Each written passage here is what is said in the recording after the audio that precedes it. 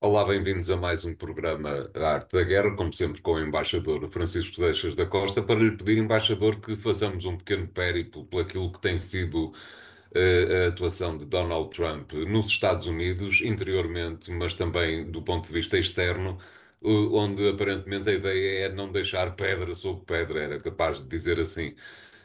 Entre deportações e algum aligeiramento da tendência de ajudar a Ucrânia e depois aquela história de tirar toda a gente de Gaza como uma resposta irónica do Irão pelo meio, como é que tem visto este tempo, este novo tempo Trump desde a tomada de posse?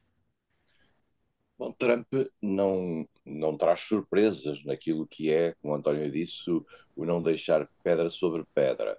As ordens executivas que criou desde o início e que já tinha anunciado têm como objetivo tentar reverter o mais possível aquilo que foi a administração Biden, que é uma administração completamente, digamos, no polo oposto em termos de filosofia de atuação à de Trump. E veremos também agora em que medida, esse também é um aspecto muito importante para nós percebermos o que são os Estados Unidos, em que medida é que o sistema judicial, que aparenta ser, digamos, a única barreira capaz de travar esta onda de Trump, vai ou não colocar algumas baias e alguns limites a este tipo de ação. Trump suspendeu, como é sabido, vários financiamentos no quadro do governo federal, quer no plano interno, quer no plano externo, uma espécie de uma moratória de umas dezenas de dias, no sentido de fazer uma avaliação ao estado da arte, o que tem algum sentido, digamos, para uma administração nova, mas que pode criar dificuldades grandes ao financiamento de algumas áreas. E nós sabemos que Trump tem uma agenda em que não é só a racionalidade e a funcionalidade dessas mesmas instituições que está em causa. Há umas declarações recentes de Steve Miller, que é, digamos, o ideólogo que já estava na Casa Branca no período de 17 a 21 e que agora regressa como a grande figura da ideologização, eu diria, da ação de Trump no quadro funcional. E Miller já começou a dizer que há várias medidas que estão no borderline, eu diria quase, da inconstitucionalidade, mas que Trump quer levar à prática. Dessas medidas, como digo, a parte financeira é importante, porque Trump diz que é preciso desmontar a máquina que estava criada e que tinha sido desenvolvida por Biden, e vale a pena dizer e lembrar que a máquina no partido, que a máquina administrativa americana no tempo de Biden, de certa maneira correspondia àquilo que era a filosofia do Partido Democrático de financiar várias políticas, nomeadamente as dimensões sociais, e nós só estamos, aparentemente, no princípio daquilo que vai ser um grande desmantelamento da chamada política social americana, se é que ela existe, ou que existe de forma limitada. Trump já começou a querer diminuir a máquina do Estado, fazendo para já, propondo para já demissões e indemnizações a quem quiser sair da máquina federal, mas aparentemente, digamos, o movimento é no sentido de reduzir a imensa máquina do Estado. Elon Musk está, digamos, com essa função num gabinete ao lado de Trump ou ligado a Trump.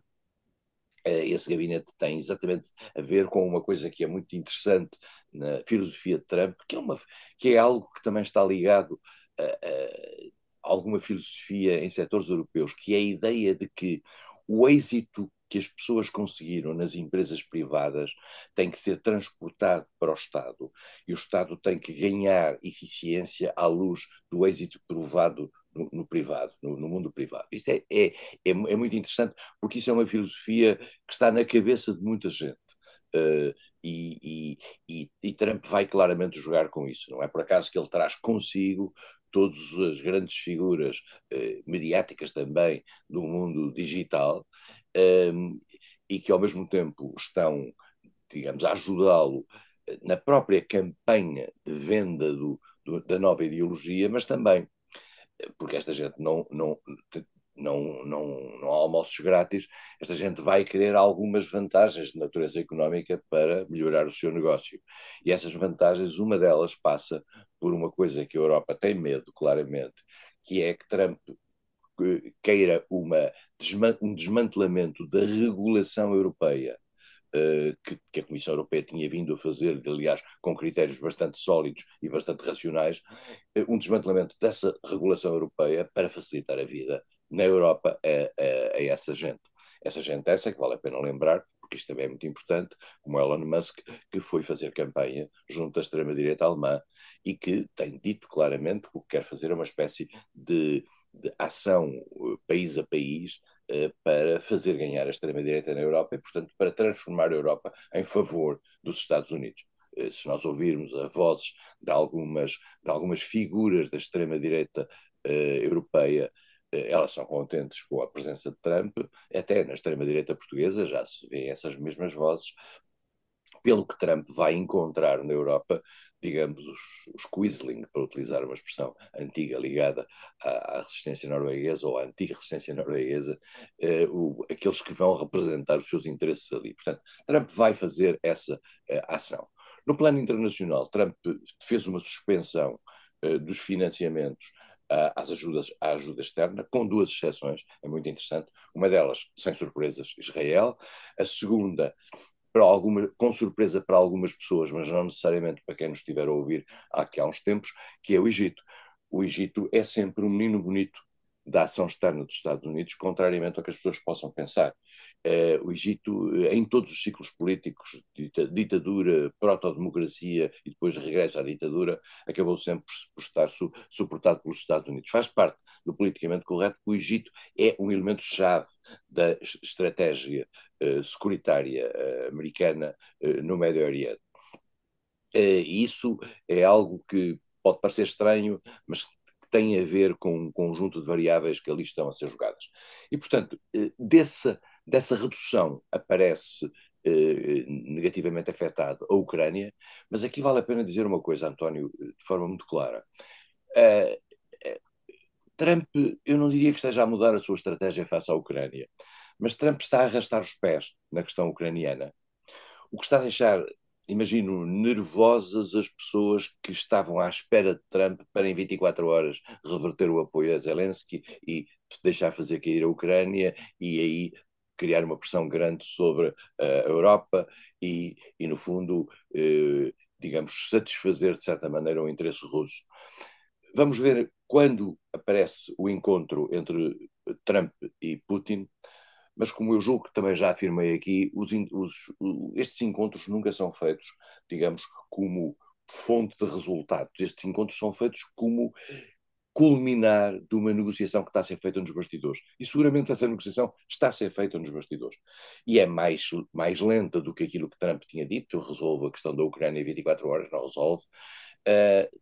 Entretanto, a guerra continua na Ucrânia, com a Ucrânia a perder força, digamos, e a Rússia com alguma expressão. Dito isto, apesar de tudo, o avanço russo não é esmagador. E, portanto, digamos, Trump está a ter um banho com a realidade, um banho de realidade aí. Último ponto face a este avalanche de Trump é a questão das deportações. As deportações nos Estados Unidos para os países, por exemplo, para a América Latina, não são nada de novo. Fizeram-se deportações em todos os ciclos americanos, de Clinton, de Obama, de Joe Biden, houve sempre deportações. Não havia esta ideia da deportação em massa de milhões de pessoas. Não estão aí milhões de pessoas, mas estão aí já umas dezenas. E isto está a ter um impacto, e Trump está a jogar nisto com as armas que tem. Isto é, forçou, por exemplo, a Colômbia, que fez uma primeira reação muito forte às deportações e depois baixou a bola e acaba por aceitá-las. Com o Brasil, a mesma coisa, e o Brasil está com uma linguagem de alguma acomodação. Trump vai conseguir fazer isso. Os países latino-americanos, como é sabido, estão a juntar-se no sentido de ter uma ação de natureza comum. É muito difícil ter uma ação de natureza comum perante um adversário tão poderoso como é os Estados Unidos, que vai pescar a linha e vai fazer o que quiser com estes países. Não sei se Trump vai conseguir fazer as deportações de milhões de pessoas, vai fazer com certeza as deportações de muitos milhares de pessoas, e estes países vão ter que aguentar isto. não há mais pequena hipótese, não tem capacidade no plano internacional de se opor aos Estados Unidos e de se opor à agenda de Trump. Voltando um pouco atrás, embaixador, no que tem a ver ainda com a questão da Ucrânia, não lhe parece que Donald Trump está a aprender qualquer coisa com Vladimir Putin? Isto é, parece claro que a Ucrânia e também um pouco a Bielorrússia, mas enquanto a Bielorrússia se mantiver debaixo da alçada de Moscovo, não haverá nenhum problema. A Ucrânia e a Bielorrússia são de algum modo a constatação de que a Rússia está à procura daquilo a que se costuma chamar, perversamente, digo eu, o espaço vital da Rússia. No caso dos Estados Unidos, aparentemente, Trump achou a ideia interessante e talvez seja por isso que decidiu que o Canadá e a Groenlândia seriam também uma espécie de espaço vital para os Estados Unidos. Não lhe parece que é um pouco isto que estamos a ver no plano internacional?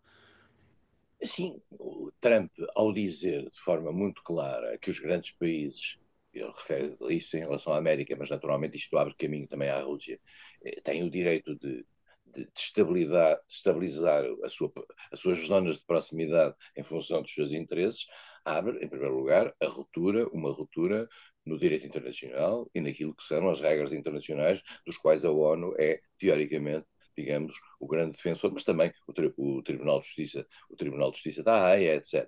Já era para não falar das questões do Tribunal Penal Internacional, estou a falar das questões de regulação do direito internacional. Trump está a fazer isso e está a dar, o António tem razão, está a dar, digamos, uma certa razão à Rússia, isto é, no sentido de dizer, se eu tenho o direito de fazer isto, os outros também têm o direito de defender o que lhe interessa, o seu espaço vital. Trump tem uma certa compreensão, vamos ser claros, e isso vê-se dos discursos do seu vice-presidente, J.D. Vance.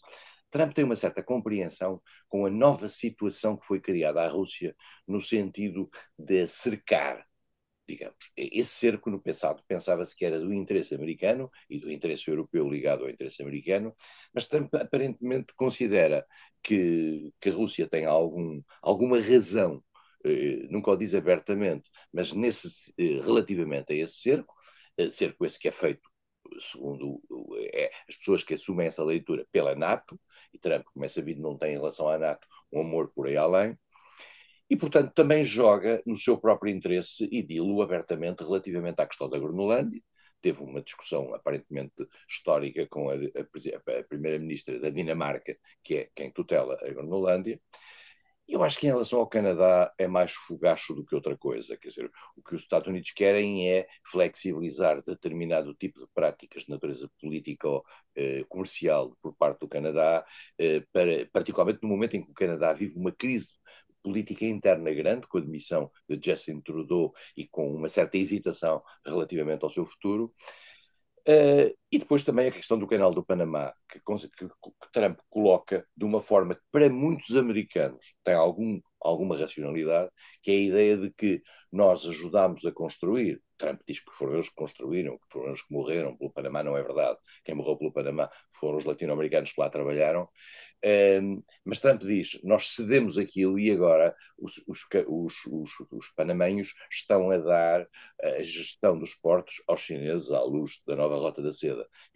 Trump vai encontrar ali a China. E Trump diz que a questão do Panamá é uma questão de segurança económica dos Estados Unidos. E é uma questão de segurança económica dos Estados Unidos. Até agora não tem havido da parte do Panamá, nunca houve da parte do Panamá, nunca poderia haver da parte do Panamá nenhuma limitação à utilização do canal por parte dos Estados Unidos. Só que os Estados Unidos têm para isso que pagar. Mas este tipo de atitude é de facto uma atitude de desrespeito pelo direito internacional e de afirmação dos seus interesses, que aliás é o que está nos discursos de Trump, total e completa subordinação aos interesses americanos. São eles que prevalecem e tudo se fará de acordo com esses mesmos interesses. Isto soa bem a ouvidos nacionalistas patrióticos americanos, quer dizer, só que, apesar de tudo, há mais 192 países no mundo além dos Estados Unidos. Obrigado, embaixador. Vamos fazer o primeiro intervalo do programa de hoje. Voltamos já de seguida com o segundo tema. Até lá, obrigado.